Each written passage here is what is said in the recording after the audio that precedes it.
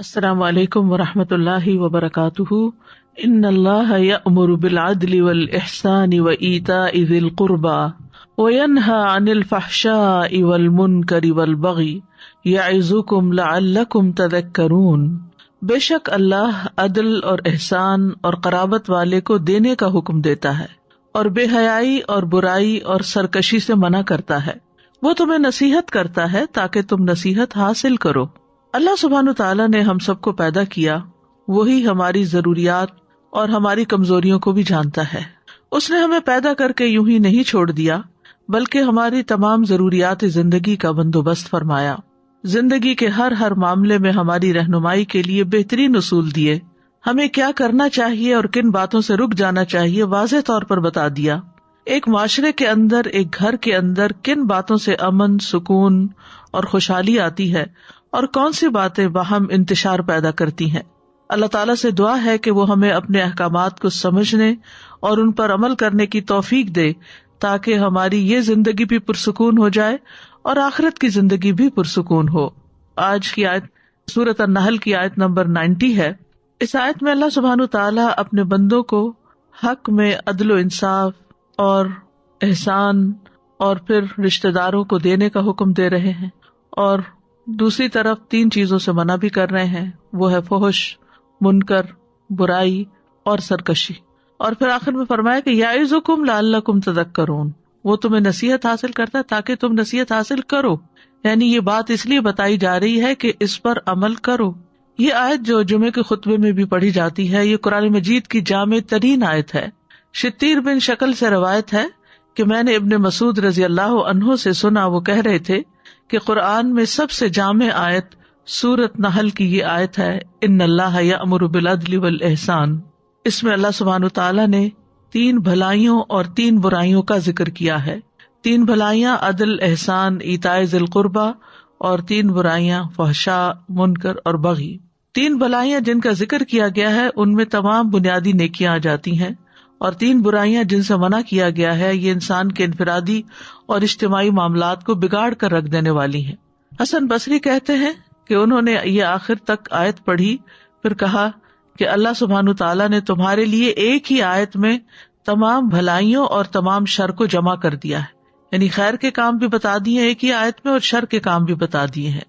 بس اللہ کی قسم، عدل اور احسان کے الفاظ نے اللہ کی اطاعت کے کسی کام کو نہیں چھوڑا بلکہ ان سب کو جمع کر دیا ہے، اور فحشاء اور منکر اور بغی کے الفاظ نے اللہ کی نافرمانی کے کسی کام کو نہیں چھوڑا بلکہ وہ سب ان میں جمع ہو گئے ہیں۔ یعنی اگر کسی بھی برائی پر غور کیا جائے تو وہ ان 3 کیٹیگری سے تعلق رکھتی ہوگی۔ قتادہ کہتے ہیں کوئی ایسا عمل حسن اخلاق میں نہیں جس کو عرب اچھا سمجھتے ہوں، اللہ نے اس کو کرنے کا حکم دے دیا، اور کوئی ایسی کبیح چیز نہ تھی جس کو عرب جاہلیت سے برا سمجھتے تھے اور اللہ تعالیٰ نے اس سے منع نہ کر دیا ہو۔ تو بہرحال اس آیت میں کرنے کے کام بھی بتا دیے گئے اور نہ کرنے کے کام بھی بتا دیے گئے۔ تو فرمایا کہ ان اللہ یأمر، بے شک اللہ حکم دیتا ہے۔ جب اللہ تعالیٰ کسی چیز کا حکم دیتے ہیں تو پھر ہمارے لیے لازم ہوتا ہے کہ ہم اس حکم کو مانیں، کیونکہ ہم اللہ پر ایمان رکھتے ہیں، ہم اس کی کتاب پر ایمان رکھتے ہیں۔ تو ایمان رکھنے کا مطلب یہ ہے کہ جو پھر کہا جا رہا ہے اس کو لے لو۔ تو حکم دیتا ہے کس چیز کا؟ عدل اور احسان کا۔ عدل اور احسان کی تعویل میں علماء کا اختلاف ہے۔ عدل سے مراد انصاف اور احسان سے مراد لوگوں کے ساتھ بھلائی کرنا ہے۔ یہ بھی کہا گیا ہے کہ عدل سے مراد فرائض ادا کرنا اور احسان سے مراد مستحبات کو ادا کرنا، یعنی فرض سے زائد چیز، زیادہ نیکی۔ یہ بھی کہا گیا کہ عدل جو ہے وہ فرض ہے اور احسان جو ہے وہ نفل ہے۔ ابن عباس سے مروی ہے کہ عدل سے مراد توحید ہے اور احسان سے مراد فرائض کی ادائیگی ہے، اور ابن عباس سے یہ بھی مروی ہے کہ احسان توحید میں اخلاص کو اپنانا ہے۔ مقاتل کہتے ہیں کہ عدل سے مراد توحید ہے اور احسان سے مراد لوگوں سے درگزر کرنا ہے۔ ایک اور قول یہ ہے کہ اللہ افعال میں عدل کرنے کا اور اقوال میں احسان کرنے کا حکم دیتا ہے۔ ابن العربی کہتے ہیں کہ عدل وہ ہے جو اللہ تعالیٰ نے اپنی کتاب میں بیان فرما دیا اور اپنے رسول کی زبانی بتا دیا اور اس کو اپنانے کا حکم دیا۔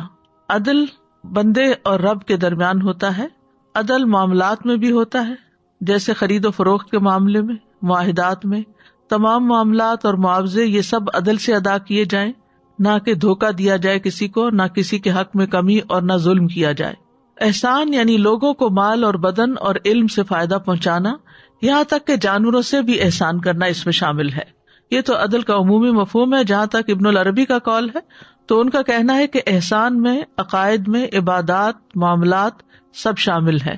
پھر اسی طرح عدل سے مراد حقدار کو اس کا حق دینا ہے، اور احسان کا مطلب ہے اضافہ کر کے دینا، یعنی دوسرے کو اس کے حق سے زیادہ دینا۔ جو برائی کرے اس کے ساتھ اچھا کرنا، برا کرنے والے کو معاف کر دینا، کاٹنے والے سے ملنا جڑنا، اور محروم کر دینے والے کو دینا۔ ابن عیینہ کہتے ہیں کہ علی رضی اللہ عنہ سے اللہ تعالیٰ کے اس فرمان کے بارے میں جب پوچھا گیا تو انہوں نے کہا، عدل سے مراد انصاف ہے، اور احسان سے مراد انصاف سے زیادہ یعنی مہربانی کرنا ہے۔ عدل حکم ہے اور انصاف مستحب ہے۔ عدل سے ہر ایک کو اس کا حق ملتا ہے، اور احسان سے باہمی مودت، رحمت، تعاون اور تکافل کی فضا قائم ہوتی ہے۔ عدل کی کچھ مزید وضاحت ہم دیکھتے ہیں۔ عدل کا لغوی معنی ہے کمی اور زیادتی کے درمیان میانہ روی اختیار کرنا اور کاموں میں اعتدال کرنا، یعنی دو چیزیں ہو گئی، یعنی ایک کمی اور زیادتی کے درمیان میانہ روی اختیار کرنا، اور دوسرے اعتدال اختیار کرنا، یعنی زندگی کے تمام معاملات میں اعتدال اختیار کرنا۔ اور اس کے بالمقابل ظلم اور جور ہے، یعنی ظلم و زیادتی ہے۔ اصطلاح میں عدل سے مراد چیزوں کو ان کے مقامات اور ان کے اوقات اور ان کی سمتوں اور ان کی مقداروں پر اس طرح استعمال کرنا ہے کہ جس میں نہ زیادتی ہو، نہ کمی ہو، نہ تقدیم ہو، نہ تاخیر ہو، یعنی ہر چیز کو گویا اس کی جگہ پر رکھ دینا۔ تو جس عدل کا اللہ تعالیٰ نے حکم دیا ہے اس میں بندے کا اپنی ذات کے حق میں اور اللہ کے حق میں عدل کرنا شامل ہے۔ تو اس میں پھر معنی کیا ہوا کہ حقوق کو پورا پورا ادا کیا جائے، اللہ کے حق کو بھی پورا ادا کیا جائے اور بندوں کے حق کو بھی پورا پورا ادا کیا جائے۔ پھر اسی طرح اپنی ذمہ داریوں کو ادا کرنا بھی عدل ہے، یعنی ہر سرپرست، ہر ذمہ دار کے ذمے جو ذمہ داری عائد ہوتی ہے اسے چاہیے کہ وہ ادا کرے، خواہ وہ کوئی حکمران ہے یا کوئی جج ہے یا کسی کمپنی کا ذمہ دار ہے۔ ابن عطیہ کہتے ہیں کہ عدل یہ ہے کہ ہر فرض کام پر عمل کیا جائے، یعنی جتنے بھی ہم پر فرائض عائد ہوتے ہیں ان فرائض کو ہم ادا کریں تو یہ ہم نے عدل کیا، انصاف کیا۔ پھر اسی طرح عدل اپنی ذات کے لیے بھی ہے اور گھر والوں کے لیے بھی ہے اور باقی لوگوں کے لیے بھی ہے، یعنی اپنے ساتھ بھی انصاف کرنا چاہیے۔ انسان پہ واجب ہے کہ وہ اپنی ذات، اپنے گھر والوں کے بارے میں عدل قائم کرے اور ان لوگوں کے بارے میں عدل قائم کرے جن کی حفاظت اس کی ذمہ داری ہے۔ بس اپنی ذات کے ساتھ عدل قائم کرنا یہ ہے کہ انسان اپنی جان پر کسی ایسی چیز کا بوجھ نہ ڈالے جس کا اللہ نے حکم نہیں دیا، یعنی اپنی ذات کے ساتھ عدل کیا ہے، انصاف کیا ہے کہ اپنے اوپر ایسا بوجھ نہ ڈالا جائے جو انسان خود اٹھا نہ سکے، اور یہ کہ اس کا خیال رکھے یہاں تک کہ نیکی کے کاموں میں بھی اس پر زیادہ بوجھ نہ ڈالے کہ جو کرنے کے قابل نہ ہو انسان، یا اس کی طاقت کے مطابق ہی اس پر بوجھ ڈالے۔ ابن قیم کہتے ہیں کہ اللہ نے اپنے رسولوں کو بھیجا اور اپنی کتابوں کو نازل کیا تاکہ لوگ انصاف قائم کریں، یعنی جسٹس کے لیے بھیجا ہے، اور اس سے مراد وہ عدل ہے جس کی بنیاد پر زمین و آسمان قائم ہے۔ بس جب عدل کی علامات ظاہر ہوتی ہیں اور کسی بھی صورت میں اس کا چہرہ عیاں ہوتا ہے تو وہاں اللہ کی شریعت اور اس کا دین ہوتا ہے۔ یہ پوری کائنات کا دین دین اسلام ہے، اور ہم دیکھتے ہیں کہ جتنی بھی چیزیں قائم ہیں کائنات کے اندر انسانوں کے علاوہ بھی، ان سب کے اندر بھی اللہ نے ایک میزان قائم کر دیا ہے، ایک عدل رکھا ہے۔ ابن تیمیہ کہتے ہیں کہ عدل ہر چیز کا نظام ہے، اگر دنیا کا نظام عدل پر قائم کیا جائے تو یہ قائم رہتی ہے، اگرچہ ایسا کرنے والے آدمی کا آخرت میں کوئی حصہ نہ ہو۔ یعنی اگر ایک نان مسلم بھی ہے اور وہ عدل و انصاف سے کام لیتا ہے، جسٹس پر بیسڈ کام کرتا ہے، تو وہ دنیا میں فلرش کرے گا، اور دنیا کا نظام اگر عدل پر قائم نہ کیا جائے تو یہ قائم نہیں رہتی۔ یعنی اگر کسی کی حکومت ہے مثلاً تو قائم نہیں رہ سکتی، اگرچہ ایسا کرنے والے میں اتنا ایمان ہو کہ اس کے ایمان کا اسے آخرت میں بدلہ دیا جائے۔ یعنی ایک مسلمان حکمران اگر عدل نہیں کرتا تو اس کی حکومت قائم نہیں رہ سکتی، اور اگر ایک نان مسلم حکمران عدل سے کام لیتا ہے تو وہ دنیا میں فلرش کرے گا، اس کی حکومت قائم رہے گی۔ پھر اسی طرح یہ ہے کہ ہر صاحب حق کو اس کا حق دینا جو ہے یہ عدل ہے۔ نبی صلی اللہ علیہ وسلم نے سلمان فارسی اور ابو درداء کو آپس میں بھائی بھائی بنا دیا تھا۔ ایک مرتبہ سلمان ابو درداء رضی اللہ عنہ سے ملاقات کے لیے تشریف لائے اور ام درداء کو بڑی خستہ حالت میں دیکھا. پوچھا کیا حال ہے؟ وہ بولی تمہارے بھائی ابو درداء کو دنیا سے کوئی سروکار نہیں. پھر ابو درداء تشریف لائے تو سلمان رضی اللہ عنہ نے ان سے کہا تمہارے رب کا بھی تم پر حق ہے, تمہاری جان کا بھی تم پر حق ہے, تمہاری بیوی کا بھی تم پر حق ہے, بس سارے حقداروں کے حقوق ادا کرو. پھر وہ نبی صلی اللہ علیہ وسلم کی خدمت میں حاضر ہوئے تو آپ سے اس کا ذکر کیا. آپ نے فرمایا سلمان نے سچ کہا کہ بات یہی ہے کہ انسان اپنی جان کو بھی دیکھے کہ وہ کتنا بوجھ کسی چیز کا اٹھا سکتا ہے, اور پھر اس کے آس پاس جو اس کی ذمہ داری میں ہے, اس کی کفالت میں ہے, ان کے حقوق ادا ہو رہے ہیں یا نہیں, اور اسی طرح عبادات کا کیا حال ہے. تو ان تمام چیزوں میں اگر انسان بہت زیادہ نہ کر سکے لیکن ان سب کا حق دیتا رہے, یعنی گھر والوں کا بھی دے, اپنے آپ کا بھی دے, اور اللہ سبحانہ تعالیٰ کا بھی دے. یعنی بعضوں کا یہ ہوتا ہے نا کہ ایک چیز میں ہم اتنا زیادہ ہو جاتے ہیں, اتنی دور تک چلے جاتے ہیں کہ باقیوں کے حق جو ہیں وہ مارے جاتے ہیں, حتیٰ کہ ہم اپنے آپ کو بھی بھلا دیتے. وَلَا تَكُونُوا كَالَّذِينَ نَسُوا اللَّهَ فَأَنسَاهُمْ أَنفُسَهُمْ. اور بعض اوقات ہم اللہ کو بھول جاتے ہیں تو اپنے آپ کو بھی بھول جاتے, صرف دنیا کے پیچھے بھاگ رہے ہوتے ہیں. پھر اسی طرح یہ ہے کہ اپنی اولاد کے درمیان باہم عدل قائم کرنا چاہیے. آپ صلی اللہ علیہ وسلم نے فرمایا اپنی اولاد کے درمیان عدل قائم کرو, اپنی اولاد کے درمیان عدل کرو, اپنی اولاد کے درمیان عدل کرو. آپ نے یہ بھی فرمایا اپنی اولاد کے درمیان عدل کرو جیسا کہ تم پسند کرتے ہو کہ وہ تمہارے ساتھ حسن سلوک کرے. تو اس میں اولاد کے ساتھ فیوریٹزم نہیں ہونا چاہیے کہ کسی بچے کو بہت نواز دیں اور کسی بچے کو اگنور کر دیں. اولاد کو تحائف دینے میں عدل کرنا چاہیے. نبی صلی اللہ علیہ وسلم نے فرمایا اپنی اولاد کے درمیان تحفہ دینے میں عدل کرو جیسے تم پسند کرتے ہو کہ وہ تمہارے ساتھ نیکی کرنے میں برابری کریں. لیکن یہاں یہ یاد رکھیے کہ بعض اوقات ایک بچہ زیادہ ضرورت مند ہوتا ہے, مثلاً اس کی تعلیم کا سلسلہ جاری ہے اور بڑا جو ہے وہ تعلیم حاصل کر چکا اور اس وقت تعلیم سستی بھی تھی, اس کی شادی بھی ہو گئی, اب وہ اپنے پاؤں پہ کھڑا ہے.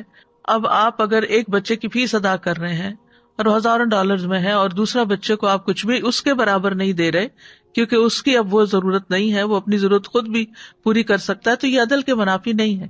یہ یعنی ضروریات کو سامنے رکھتے ہوئے کسی کو دینا. اسی طرح بازو کہتے ایک بچہ ویل ٹو ڈو ہوتا ہے, اپنا سب خود کر سکتا ہے, دوسرا بچہ جو ہے وہ کوشش کے باوجود بھی نہیں اٹھ سکتا. تو ایسی صورت میں اگر والدین اس بچے کی مدد کے لیے, اس کو اٹھانے کے لیے اس پر کچھ اسپینڈ کرتے ہیں تو یہ عدل کے خلاف نہیں ہے. عدل کا مطلب یہ ہے کہ جب کوئی تحفہ یا کوئی ہبہ یا کوئی چیز تقسیم کی جا رہی ہے جو کہ کسی کی ضرورت نہیں ہے, آپ اپنی دل کی خوشی سے دے رہے ہیں, تو وہ پھر لڑکی ہو یا لڑکا ہو سب میں برابر دی جائے گی. اسی طرح محبت کرنے میں بھی عدل کرنا چاہیے. انس رضی اللہ عنہ کہتے ہیں کہ ایک آدمی نبی صلی اللہ علیہ وسلم کے ساتھ بیٹھا ہوا تھا کہ اس کا بیٹا آیا. اس آدمی نے اسے پکڑا, چوما, اپنی گود میں بٹھایا. پھر اس کی بیٹی آئی تو اس نے اسے پکڑ کر ایک طرف بٹھا دیا. تو نبی صلی اللہ علیہ وسلم نے فرمایا تم نے ان کے درمیان عدل کیوں نہیں کیا, یعنی اپنے بیٹے اور اپنی بیٹی کو چومنے میں عدل کیوں نہیں کیا, اور اگر گود میں بٹھایا تھا تو ایک کو ایک ٹانگ پہ بٹھا لیتا, دوسرے کو دوسرے پہ, تو یہ پھر عدل ہوتا. اسی طرح بیویوں میں بھی عدل کرنا چاہیے. نبی صلی اللہ علیہ وسلم نے فرمایا جس کے نکاح میں 2 عورتیں ہوں اور وہ کسی ایک کی طرف مائل ہو تو وہ قیامت کے دن اس حال میں آئے گا کہ اس کا ایک پہلو ایک طرف کو جھکا ہوا ہوگا. تو اس لیے یہ بھی عدل کے دائرے میں آتا ہے. پھر اسی طرح فیصلوں میں بھی عدل. آپ صلی اللہ علیہ وسلم نے فرمایا بے شک انصاف کرنے والے رحمان کی دائیں جانب اللہ کے نزدیک نور کے ممبروں پر ہوں گے. اللہ کے دونوں ہاتھ دائیں ہیں. یہ وہ لوگ ہوں گے جو اپنے فیصلوں, اپنے اہل و عیال اور جن کے یہ ذمہ دار ہیں ان میں عدل و انصاف کرنے والے ہیں. عدل نہ کرنے والوں کے لیے وعید بھی ہے. نبی صلی اللہ علیہ وسلم نے فرمایا 10 آدمیوں کے امیر کو بھی قیامت کے دن اس حال میں لایا جائے گا کہ وہ جکڑا ہوا ہوگا. اس کا عدل اس کو آزاد کرائے گا یا اس کا ظلم اس کو ہلاک کر دے گا. اور عدل کا دوسرا معنی میانہ روی, مطلب یہ ہے کہ جو بھی انسان کام کرے دین کا یا دنیا کا, ان سب کے اندر ایک اعتدال رکھے. خیر الامور اوسطها, بہترین کام وہ ہیں جو میانہ روی پر مشتمل ہوں. دوسری چیز جس کا اس آیت میں حکم دیا گیا وہ ہے احسان.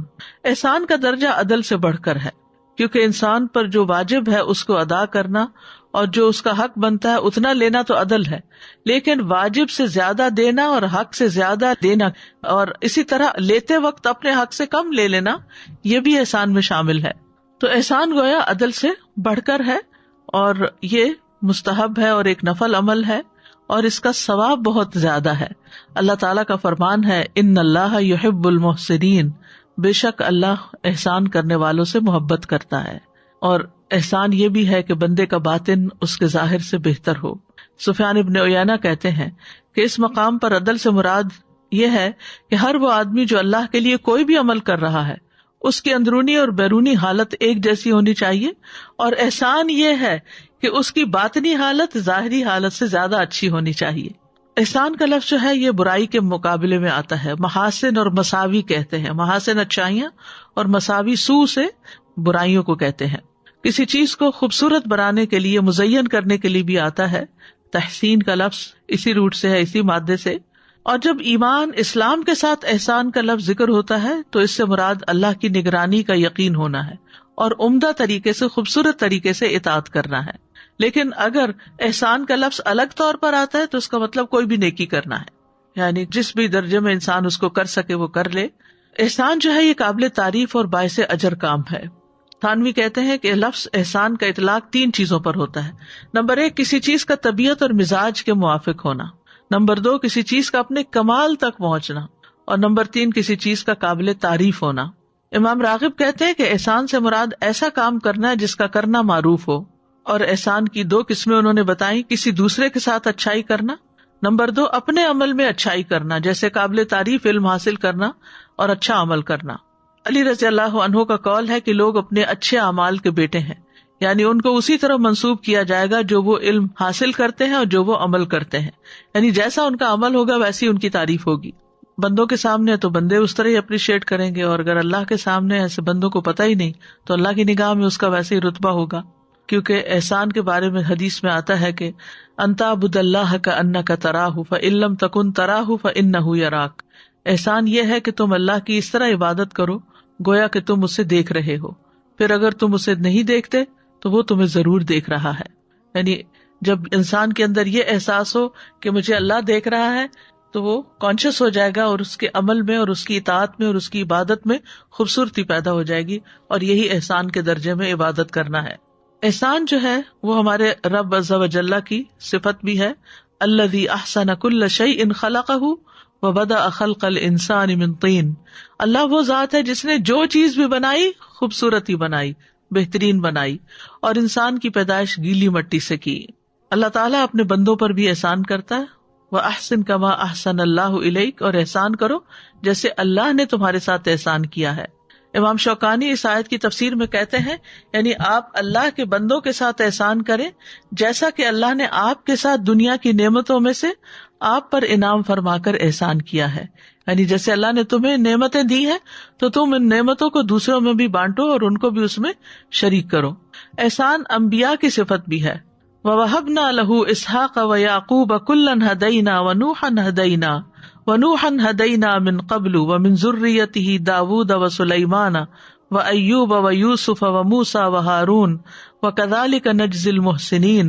اور ہم نے اسے اسحاق اور یعقوب عطا کیے، ان سب کو ہدایت دی، اور اس سے پہلے نوح کو ہدایت دی، اور اس کی اولاد میں سے داؤد اور سلیمان اور ایوب اور یوسف اور موسیٰ اور ہارون کو، اور اسی طرح ہم احسان کرنے والوں کو جزا دیتے ہیں، یعنی یہ سب محسنین میں سے تھے۔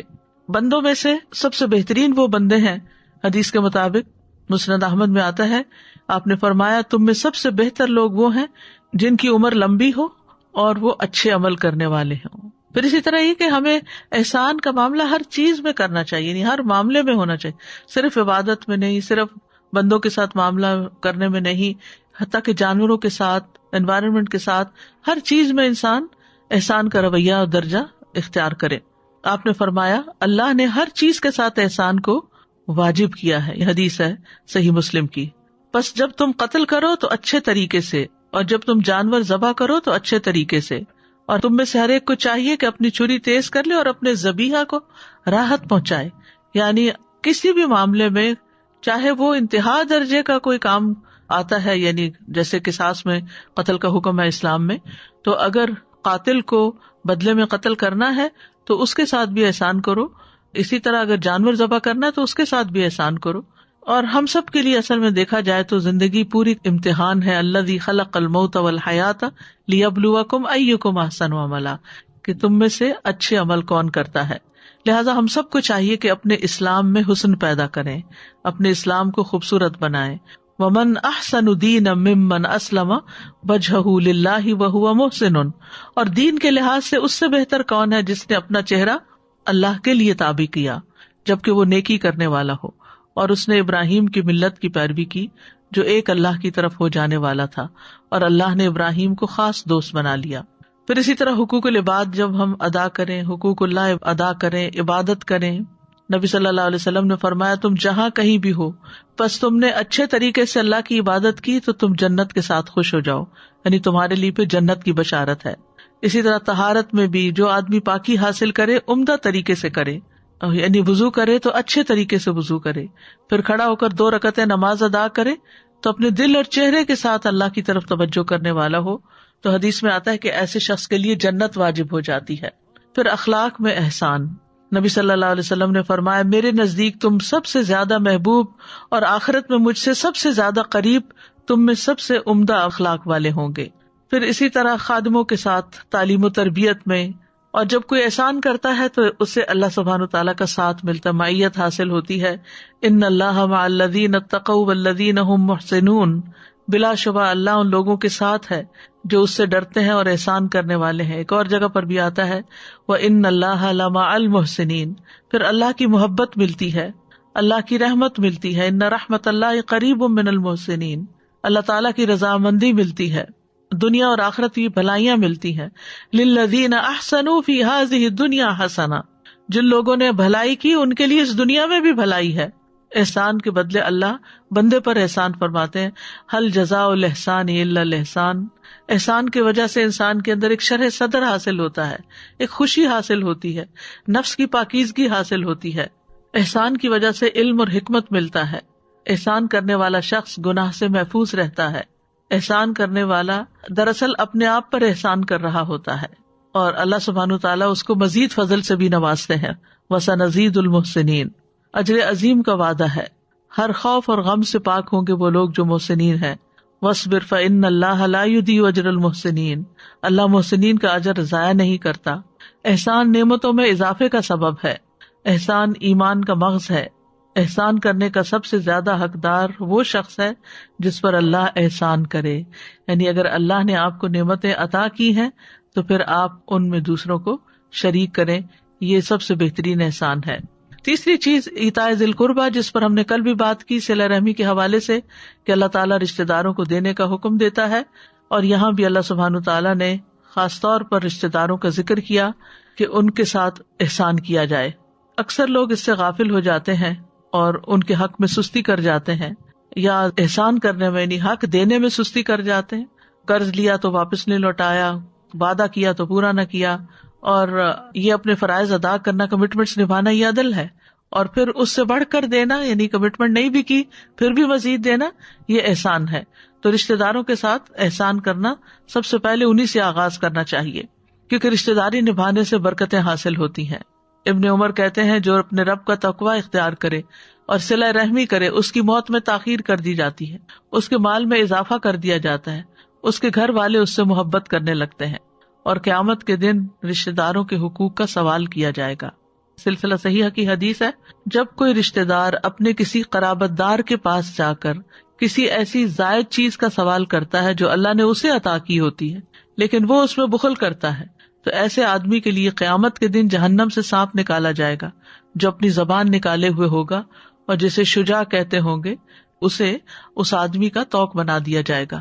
یعنی ایک ضرورت مند ہے، محتاج ہے، اور دوسرے کے پاس ضرورت سے زائد ہے لیکن وہ محتاج کو نہیں دیتا، تو پھر اس کا انجام اتنا بھیانک ہوگا۔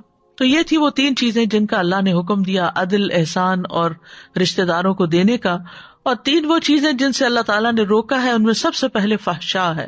فحشاء سے مراد تمام محرمات ہیں، یعنی وہ چیزیں جنہیں اللہ تعالیٰ نے حرام قرار دیا ہے، تمام نافرمانیاں۔ دوسرا اس کا معنی زنا کیا گیا ہے، کہ فحشاء سے مراد زنا ہے۔ پھر اسی طرح کبیرہ گناہوں کو بھی فحشاء کی کیٹیگری میں ڈالا گیا، شرک باللہ، ناحق قتل، زنا، چوری، عجب اور تکبر، مخلوق کو حقیر سمجھنا، اور دیگر تمام فواحش۔ تو فحش کا اصل معنی ہوتا ہے مقبول حد سے تجاوز کرنا، یعنی کوئی چیز اپنی پسندیدہ حد سے باہر نکل جائے۔ ابن عاشور کہتے ہیں کہ فحشاء فاحشہ کا اسم ہے، اور فحش کہتے ہیں مقبول حد سے تجاوز کرنے کو. تو فاحشہ سے مراد ایسا کام ہے جو حد سے آگے بڑھا ہوا ہو، جو حد لوگوں کے ہاں مقبول ہو اس سے زائد کیا جائے. یعنی شریعت میں کسی بات یا کام کی جس حد تک اجازت دی گئی ہو اس حد سے آگے بڑھنا جو ہے یہ فاحشہ شمار ہوتا ہے. اور منکر سے مراد وہ قول یا فعل ہے جس کو شریعت برا سمجھتی ہو اور اس کے واقع ہونے کو اچھا نہ سمجھتی ہو. تو گویا فحشاء اور منکر دونوں کو یکجا کیا جا سکتا ہے کہ اس میں دونوں کی مذمت کے پہلو مختلف ہونے کو ملحوظ رکھا جائے گا. یعنی اگر وہ زیادہ قابل مذمت ہوگا تو فاحشہ ہوگا اور کم قابل مذمت ہوگا تو منکر ہوگا. یعنی دونوں کا فرق بھی یہاں پتہ چل جائے. فواحش کبیرہ گناہوں سے بھی بڑے گناہ ہیں اور فحش کا تعلق قول اور عمل سے بھی ہے. یعنی گھٹیا باتیں کرنا، گالی گلوچ کرنا، یہ تمام چیزیں قول کے فحش سے تعلق رکھتی ہیں، اور عمل میں زنا، عمل قوم لوط اور دیگر اسی طرح کی برائیاں. اور منکر ہر وہ کام جسے شریعت اور دیگر لوگ برا خیال کرتے ہیں اور اس کے کرنے سے منع کریں. یہ معروف کی اپوزٹ ہے. تو فحاشی کی ہمارے دین میں حرمت بتائی گئی ہے. قرآن مجید میں آتا ہے قل انما حرم ربی الفواحش ما ظہر منها وما بطن والاثم والبغی بغیر الحق. کہہ دیجئے میرے رب نے تو صرف بے حیائیوں کو حرام کیا جو ان میں سے ظاہر ہیں اور جو چھپی ہوئی ہیں، اور گناہ کو اور ناحق زیادتی کو، اور یہ کہ تم اللہ کے ساتھ شریک ٹھہراؤ جس کی اس نے کوئی دلیل نہیں اتاری، اور یہ کہ تم اللہ پر وہ کہو جو تم جانتے نہیں. نبی صلی اللہ علیہ وسلم نے فرمایا اللہ سے زیادہ اور کوئی غیرت مند نہیں، اسی لیے اس نے بے حیائیوں کو حرام قرار دیا ہے، خواہ وہ ظاہر میں ہو یا پوشیدہ ہو. اللہ فحش کا حکم نہیں دیتا لیکن شیطان فحش کا حکم دیتا ہے. قل ان اللہ لا یامر بالفحشاء، کہہ دیجئے بے شک اللہ بے حیائی کا حکم کبھی نہیں دیتا. اور شیطان انما یامرکم بالسوء والفحشاء وان تقولوا علی اللہ ما لا تعلمون، اور وہ تمہیں برائی اور بے حیائی کا حکم دیتا ہے اور یہ کہ تم اللہ پر وہ بات کہو جو تم جانتے نہیں ہو. قرآن مجید میں فحش سے بچنے والوں کی تعریف بھی کی گئی ہے.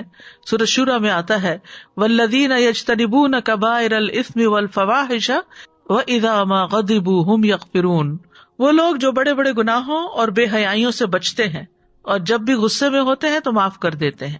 نبی صلی اللہ علیہ وسلم نے فرمایا مومن نہ تو تانا دینے والا ہوتا ہے، نہ لعنتیں کرنے والا، اور نہ فحش کلامی کرنے والا ہوتا ہے، اور نہ گالی گلوچ کرنے والا. غصے میں انسان کو عام طور پر نہیں پتا چلتا کہ اس کے منہ سے کیا نکل رہا ہے. جو بھی ہو انسان کو اس بات کا یقین ہونا چاہیے کہ اس کے منہ سے نکلا ہوا ہر لفظ لکھا جا رہا ہے اور اس کا حساب ہوگا. لہٰذا وہ جب بات کرے تو اپنے آپ کو فحش باتوں سے بچا لے، ظلم اور زیادتی کی باتوں سے بچا لے، کیونکہ فحش کلامی سے اللہ تعالیٰ نفرت کرتے ہیں. عبداللہ بن مسعود سے روایت ہے کہ مومن کے اخلاق میں سب سے زیادہ قابل ملامت بےہودہ گوئی ہے، فضول باتیں کرنا ہے، لچر قسم کی گفتگو کرنا. اور قیامت کی نشانیوں میں سے یہ بتایا گیا کہ یقیناً فحش گوئی کرنا، بتکلف بےہودہ گوئی کرنا، قطع رحمی کرنا، خائن کو امین اور امانت دار کو خائن سمجھنا علامات قیامت میں سے ہے. تو لازم ہے کہ انسان فحش باتوں سے، فحشاء سے توبہ کرے. اور فحشاء کا دوسرا معنی زنا بھی کیا گیا ہے. فحاشی کی بدترین قسم ہے زنا اور لواطت. اور لواطت کے بارے میں آتا ہے اتأتون الفاحشۃ، زنا کے بارے میں آتا ہے ولا تقربوا الزنا انہ کان فاحشۃ وساء سبیلا، زنا کے قریب بھی نہ جاؤ، وہ تو بے حیائی کا کام ہے اور بہت برا راستہ ہے. زنا جو ہے وہ ایمان سے محروم کر دینے والا فعل ہے. حدیث میں آتا ہے زنا کرنے والا جب زنا کرتا ہے تو وہ مومن نہیں رہتا، جب چور چوری کرتا ہے تو مومن نہیں رہتا، شرابی جب شراب پیتا ہے تو وہ مومن نہیں رہتا. پھر اس کے بعد توبہ کا دروازہ بہرحال کھلا ہوا ہے. اور توبہ کا مطلب یہ ہے کہ انسان اس چیز کا عہد کرے کہ وہ جو برائیاں کر رہا ہے ان کو نہیں کرے گا. یہ اللہ سبحانہ وتعالیٰ کو غیرت دلانے والا فعل ہے. نبی صلی اللہ علیہ وسلم نے فرمایا اے محمد کی امت، اللہ کی قسم اس بات پر اللہ سے زیادہ غیرت اور کسی کو نہیں آتی کہ اس کا کوئی بندہ یا بندی زنا کرے. اے امت محمد، واللہ جو کچھ میں جانتا ہوں اگر تمہیں بھی معلوم ہو جائے تو تم ہنستے کم اور روتے زیادہ. پھر یہ اللہ کے عذاب کو دعوت دینے والا فعل ہے. رسول اللہ صلی اللہ علیہ وسلم نے فرمایا جب کسی بستی میں زنا اور سود ظاہر ہو جائے تو تحقیق انہوں نے اپنے نفسوں پر اللہ کے عذاب کو حلال کر لیا. رسول اللہ صلی اللہ علیہ وسلم نے فرمایا میری امت اس وقت تک خیر پر رہے گی جب تک اس میں ناجائز اولاد کی کثرت نہ ہوگی، اور جب اس میں ناجائز اولاد کی کثرت ہونے لگے گی تو پھر وہ وقت قریب ہوگا جب اللہ کا عذاب ان سب کو گھیر لے گا. اسی طرح ایک اور موقع پر آپ نے فرمایا، اے عرب کی ہلاکت، اے عرب کی ہلاکت، میں تم سے جس چیز کے بارے میں سب سے زیادہ ڈرتا ہوں وہ زنا اور مخفی شہوت ہے. تو اس لیے انسان کو ایسی چیزوں کے قریب بھی نہیں جانا چاہیے. اسی لیے آنکھوں، زبان، ہاتھوں اور دل اور شرمگاہ کی حفاظت اور ان چیزوں کے بارے میں الگ الگ تعلیمات دی گئی ہیں.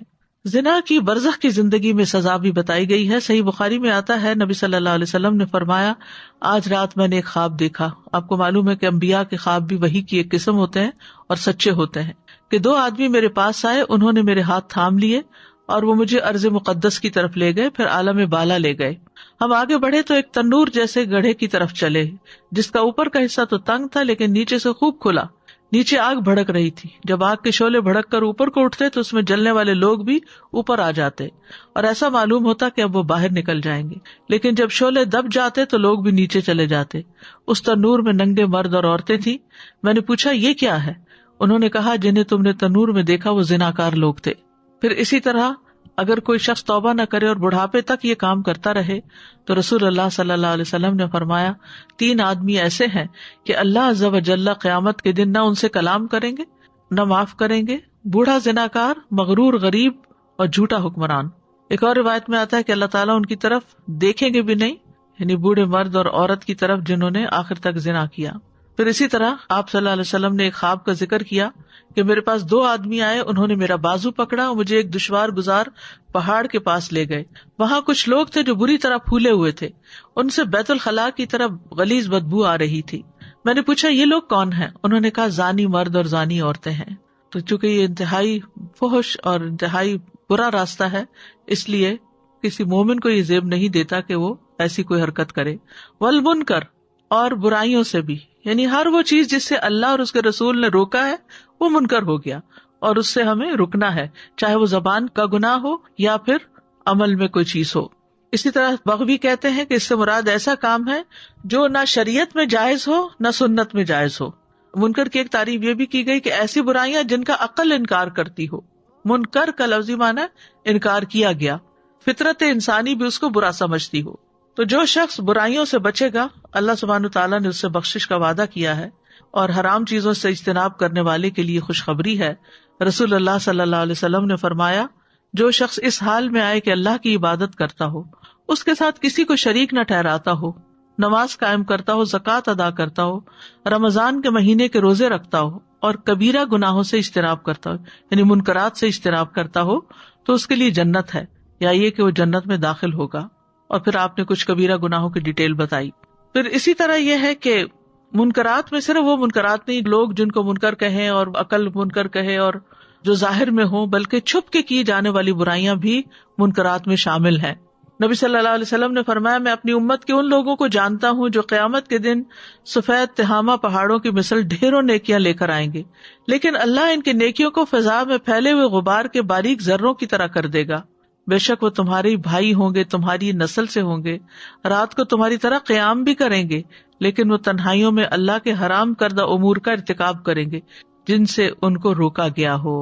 یعنی چھپ کے ایسی چیزیں دیکھنا، کرنا، ایسے غلط کام کرنا، حرام کام کرنا کہ جس سے اللہ اور اس کے رسول نے منع کیا ہے. یعنی باہر سے نیک نظر آنا، نیکوں والے کام کرنا، لیکن چھپ چھپ کے مثلاً غیر مرد اور عورت کا آپس میں بے حیائی کی باتیں کرنا یا اسکرین پر ایسے مناظر دیکھنا، چھپی یا کھلی دوستیاں رکھنا، یہ سب چیزیں اس میں آتی ہیں. یعنی ان کے اعمال کو اللہ تعالیٰ چاہے کتنے بھی زیادہ ہوں، قیام اللیل کتنا مشکل کام ہے، ایک غبار بنا کے اڑا دے گا. پھر تیسری چیز جس سے منع کیا گیا وہ بغی ہے. بغی کا لفظی معنی ہوتا ہے ظلم. بغا علی الناس بغین کا معنی ہے اس نے ظلم اور زیادتی کی. لغت میں بغی کے 2 معنی ہیں بیسیکلی. ایک ہے طلب کرنا، ذالک ما کنا نبغی، یہ چیز تھی جو ہم تلاش کر رہے تھے، اور دوسرا ظلم کے معنوں میں ہے. تو یہاں جو ہے ظلم اور زیادتی کے معنوں میں، فساد کے معنوں میں استعمال ہوا ہے اس آیت کے اندر. یعنی جب کسی سے معاملہ کرتے ہوئے انسان حد سے بڑھ جائے تو وہ اس پر بغاوت کر رہا ہوتا ہے، اور وہ حد سے بڑھ کے کسی کے ساتھ جو کچھ کر رہا ہوتا ہے اس سے کچھ طلب بھی کر رہا ہوتا ہے. بغی کا تعلق بھی انسانوں کے حقوق سے بھی ہے اور اللہ کے حقوق سے بھی ہے. بغی یہ ہے کہ انسانوں کے ساتھ ظلم اور زیادتی کا معاملہ کیا جائے، اور ایک بغی یہ ہے جو بہت خطرناک ہے کہ اللہ عز و جل کے ساتھ معاملہ کرنے میں بغاوت اختیار کی جائے. اللہ سبحانہ وتعالیٰ کے ساتھ بغی کیا ہے؟ شرک. ان الشرک لظلم عظیم. اللہ کی آیات کا انکار بھی بغی ہے. وما اختلف فیہ الا الذین اوتوہ من بعد ما جاءتہم البینات بغیا بینہم. اس میں اختلاف انہی لوگوں نے کیا جنہیں وہ دی گئی تھی اس کے بعد کہ ان کے پاس واضح دلیلیں آ چکی آپس کی ضد کی وجہ سے. بغیم بینہم. اللہ کی مخلوق پر زیادتی کرنا بھی بغی ہے، یعنی چاہے انسان ہو یا دوسرے جانور ہو، لوگوں کے جان، مال، ناموس، عزت، ان پر ظلم و زیادتی کا ارتکاب کرنا، یہ سب چیزیں بغی میں آ جاتی ہیں. یعنی اللہ کی مخلوق میں سے کسی ایک پر بھی، ذرے سے لے کے ہاتھی تک بھی اگر کوئی کسی پر زیادتی کرتا ہے تو بغی شمار ہوتا ہے. اللہ سبحانہ وتعالیٰ نے مسلمان کی جان، مال اور عزت کی حرمت رکھی ہے اور ایک دوسرے پر حرام کی ہیں یہ چیزیں. ظلم کو بھی حرام کیا ہے. نبی صلی اللہ علیہ وسلم نے فرمایا ہر مسلمان دوسرے مسلمان کا بھائی ہے، نہ اس پر ظلم کرتا ہے، نہ اسے رسوا کرتا ہے، نہ اسے حقیر سمجھتا ہے. تو زیادتی پھر کیسے کرے گا اگر وہ اس کو اس کا مقام دے. کسی مسلمان پر بھی زیادتی کرنا اللہ کی ناراضگی کا باعث بنتا ہے. رسول اللہ صلی اللہ علیہ وسلم نے فرمایا جو جھوٹی قسمیں کھائے تاکہ کسی کا مال جو اس کے ذمہ واجب ہے اس کو ہضم کر لے تو وہ اللہ سے اس حال میں مرے گا کہ اللہ اس پر ناراض ہوگا. اسی طرح غیبت، چغل خوری، یہ سب چیزیں بغی میں شمار ہوتی ہیں اور دوسرے کی عزت پر حملہ آور ہونا ہوتا ہے.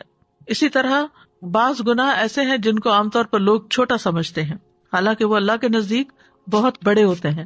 جیسے کسی کی زمین پر قبضہ کر لینا. اگر کوئی ایک بالشت بھی قبضہ کرتا ہے تو قیامت کے دن 7 زمینوں کا طوق اس کے گلے میں ڈالا جائے گا. پھر مسلمان کی عزت پامال کرنا، جو کسی کی غیبت وغیرہ کرتا ہے، دنیا میں زیادتی کرتا ہے، تو قیامت کے دن اس کے ساتھ کیا ہوگا. انس بن مالک کہتے ہیں کہ رسول اللہ صلی اللہ علیہ وسلم نے فرمایا جب میرے رب عز و جل نے مجھے معراج عطا کی تو میں ایک قوم پر گزرا، ان کے ناخن تانبے کے تھے، وہ ناخنوں سے اپنے چہرے اور سینے کھرچ رہے تھے. میں نے کہا یہ لوگ کون ہیں اے جبریل؟ انہوں نے کہا یہ وہ لوگ ہیں جو لوگوں کا گوشت کھاتے تھے اور ان کی عزت کے درپے رہتے تھے، یعنی جنہوں نے دوسروں کے ساتھ دنیا میں زیادتی کی وہاں ان کے ساتھ یہ ہوگا. پھر اسی طرح کام کروا کے اجرت نہ دینا، تو نبی صلی اللہ علیہ وسلم نے فرمایا کہ ان کا مد مقابل قیامت کے دن میں ہوں گا، یعنی ان کے مقابلے میں. یعظکم لعلکم تذکرون، وہ تمہیں نصیحت کرتا ہے تاکہ تم نصیحت پکڑو. کیوں کرتا ہے؟ اصلاح کرنے کے لیے، نقصان سے بچانے کے لیے، تمہارے فائدے کے لیے. اور واعظ وہ کلام ہوتا ہے جس سے دل نرم پڑ جاتے ہیں، اور سب سے بڑی چیز عقل مندوں کے لیے جس سے دل نرم ہو وہ اللہ تعالیٰ کے احکامات ہوتے ہیں، اس کے منہیات ہوتے ہیں. تو اللہ تعالیٰ سے ہمیں دعا بھی کرنی چاہیے کہ وہ ہمیں اچھے کاموں کی توفیق دے. ابو امامہ کہتے ہیں میں تمہارے نبی صلی اللہ علیہ وسلم کی جس فرض یا نفل نماز کے بھی قریب ہوا ہوں، میں نے انہیں ان کلمات سے دعا کرتے ہوئے سنا ہے، نہ ان میں اضافہ کرتے ہوئے نہ کمی کرتے ہوئے. اللہم اغفر لی ذنوبی و خطایای، اللہم انعشنی واجبرنی واہدنی لصالح الاعمال والاخلاق فانہ لا یہدی لصالحها ولا یصرف سیئها الا انت. اے میرے اللہ، میرے گناہوں اور میری خطاؤں کو معاف کر دے. اے اللہ مجھے تندرست کر دے، میری کمیاں پوری کر دے اور نیک اعمال اور اخلاق کی طرف میری رہنمائی فرما دے، کیونکہ ان کی نیکی کی طرف رہنمائی کرنے والا اور ان کی برائی کو دور کرنے والا تیرے سوا کوئی نہیں. پھر برے اخلاق اور برے اعمال سے بھی پناہ مانگے. اللہم انی اعوذ بک من منکرات الاخلاق والاعمال والاہواء. اور اگر کسی پر زیادتی ہو جائے تو اس کے لیے بھی دعا کرے. پھر ظاہری اور باطنی برائیوں اور بے حیائیوں سے بچنے کی دعا کرے. ربنا اصلح بیننا واہدنا سبل الاسلام ونجنا من الظلمات الى النور واصرف عنا الفواحش ما ظہر منها وما بطن. اور کرنے کے کام کیا ہیں کہ جن کے ہم ذمہ دار ہیں ان کے درمیان عدل و انصاف کو قائم کریں، خواہ وہ چھوٹے بہن بھائی ہوں یا اولاد ہو. اولاد کے درمیان تحفے تحائف دینے میں عدل کو ملحوظ رکھیں. زندگی کے ہر معاملے میں احسان کا رویہ اختیار کریں، اگرچہ گھر کے کام کاج ہی کیوں نہ ہو. کسی کو صرف بدلہ دینے کی بجائے اس کے ساتھ احسان کا معاملہ کریں. رشتہ داروں سے ناراضگی ہے تو ان کی ناراضگی دور کرنے میں پہل کریں. اپنی رشتہ داری کو تر و تازہ رکھنے کے لیے ہفتے میں 1 دن مقرر کریں، پھر ان کے ساتھ کوئی اچھی بات شیئر کریں. یعنی ہر وقت چیزیں فارورڈ کرنا بھی آپ کے میسج کی قدر کم کر دے گا، تو رشتہ دار پھر کھولیں گے ہی نہیں کہ یہ تو ٹو مچ فارورڈز ہیں. تو اس لیے کبھی کبھار زور غبن تزدد حبن. پھر جن رشتہ داروں سے ناراضگی ہے ان سے ناراضگی دور کرنے میں پہل کر لیں. اور فحش باتیں کرنے سے، فحش لٹریچر دیکھنے یا پڑھنے سے دور رہیں. اس کی بجائے اچھی کتابیں پڑھیں، قرآن کی تلاوت کریں، ذکر اذکار کریں. منکرات سے بچیں، جہاں منکر نظر آئے اسے ہاتھ سے بدلنے کی کوشش کریں، ورنہ زبان سے نہیں تو کم از کم دل میں ضرور برا جانیں. اللہ کی نصیحتوں کو قبول کریں اور ان پر بھرپور عمل کی کوشش کریں. اللہ تعالی ہم سب کا حامی و ناصر ہو.